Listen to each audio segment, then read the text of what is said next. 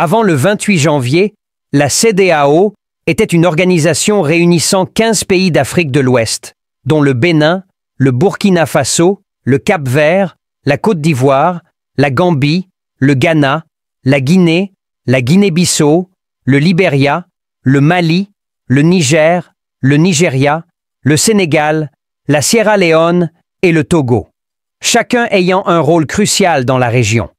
Cependant, cet équilibre a été bouleversé lorsque 3 nations, dont le Burkina Faso, le Mali et le Niger, ont décidé de quitter l'organisation, modifiant ainsi la carte de cette communauté. Depuis cette date charnière, le Mali, le Burkina Faso et le Niger ont choisi de se retirer après des décennies de participation, déplorant un manque de soutien face à leurs crises internes et un traitement qu'ils jugent trop punitif. Ces pays ont en effet estimé que leurs problèmes étaient systématiquement exacerbés par des sanctions qui ne resolvaient pas les tensions, mais les envenimaient davantage. Ainsi, leur départ s'inscrit dans un désir de reprendre leur destin en main et de chercher des solutions alternatives à leur situation. En réponse, les 3 nations ont formé l'Alliance des États du Sahel, AES, un nouveau groupe qu'elles considèrent comme un moyen de redéfinir leur avenir régional. L'AES critique vigoureusement la CEDEAO, l'accusant de s'écarter de ses principes fondateurs pour devenir un instrument au service d'intérêts politiques spécifiques. Dès lors, un défi majeur se pose. L'AES sera-t-elle capable de prospérer sans l'appui de la CEDEAO? Notamment en matière de sécurité et de défense commune, domaines dans lesquels la CEDEAO n'a pas apporté une aide décisive face aux menaces terroristes qui pèsent sur ces pays? L'issue de cette rupture soulève aussi une autre question, tout aussi pertinente. La CEDEAO pourra-t-elle continuer à fonctionner efficacement sans l'implication de ces 3 États clés? En effet, la région perd une partie importante de ses ressources minérales dont l'exploitation est cruciale pour son développement économique.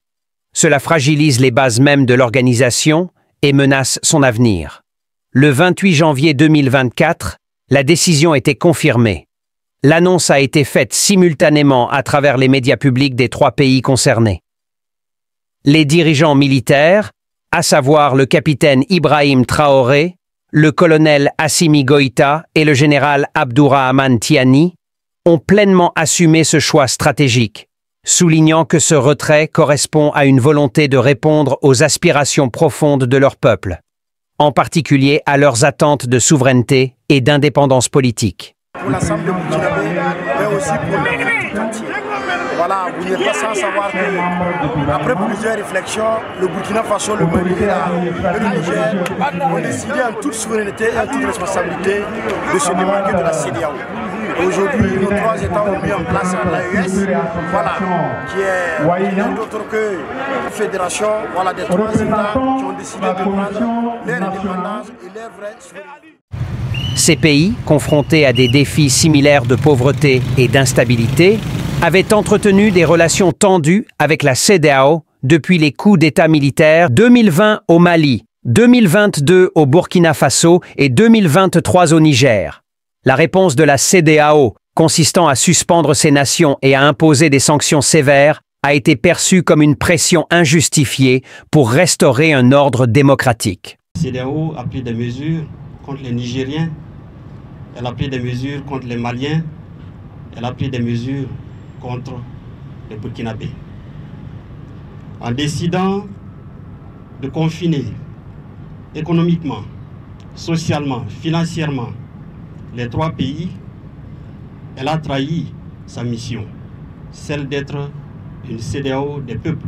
Au lieu de promouvoir la coopération, cette approche a été jugée par les militaires comme une forme d'agression, renforçant l'idée d'une CEDEAO déconnectée de ses objectifs initiaux d'unité régionale.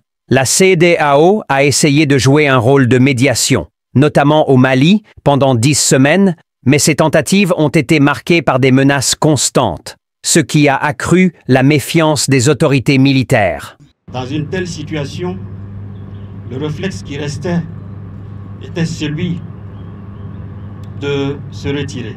Et la posture qui a consisté à nous soustraire est une posture qui nous rappelle que s'il n'y avait pas eu le 28 janvier 2024, nous ne serions certainement pas ici en tant que pays.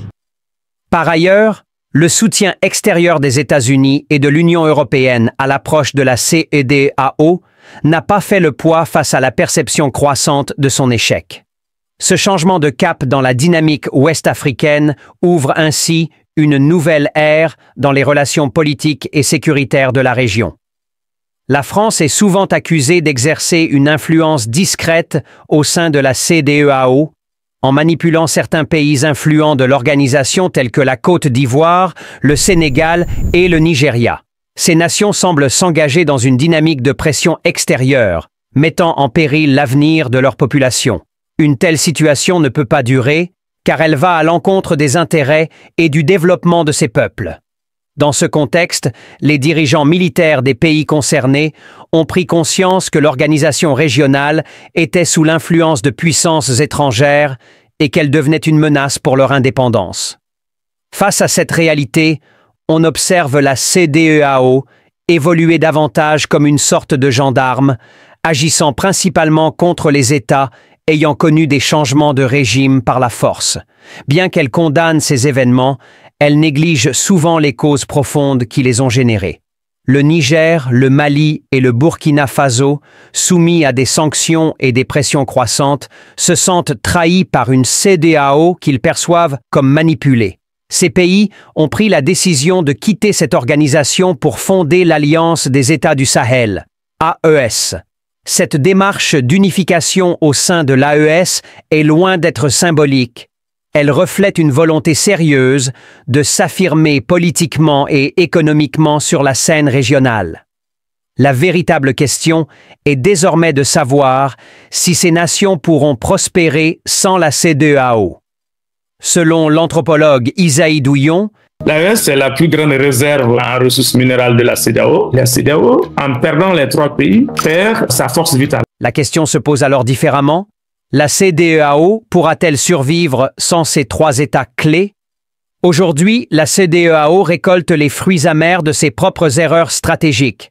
Elle a abandonné son objectif d'intégration régionale au profit d'intérêts politiques qui compromettent la souveraineté des nations membres.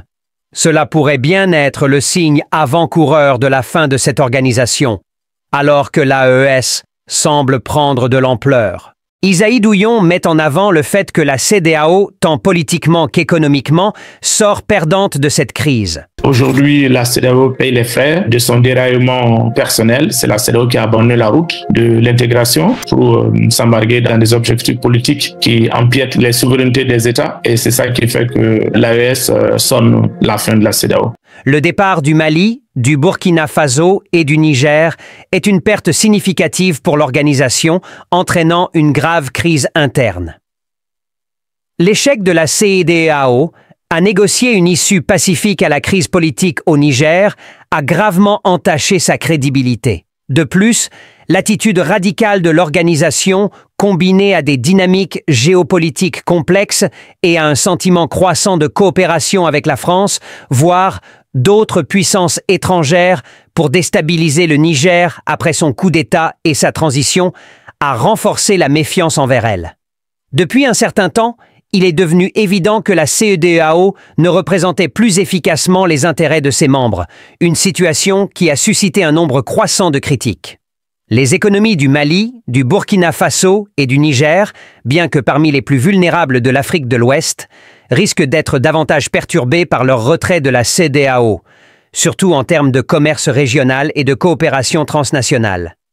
Le commerce transfrontalier, essentiel pour ces nations enclavées, va être confronté à des obstacles majeurs. L'introduction de nouveaux tarifs douaniers, des contrôles aux frontières renforcés et des ruptures dans les chaînes d'approvisionnement risquent d'aggraver la situation économique préexistante. Cependant, les conséquences ne se limiteront pas seulement à ces trois pays.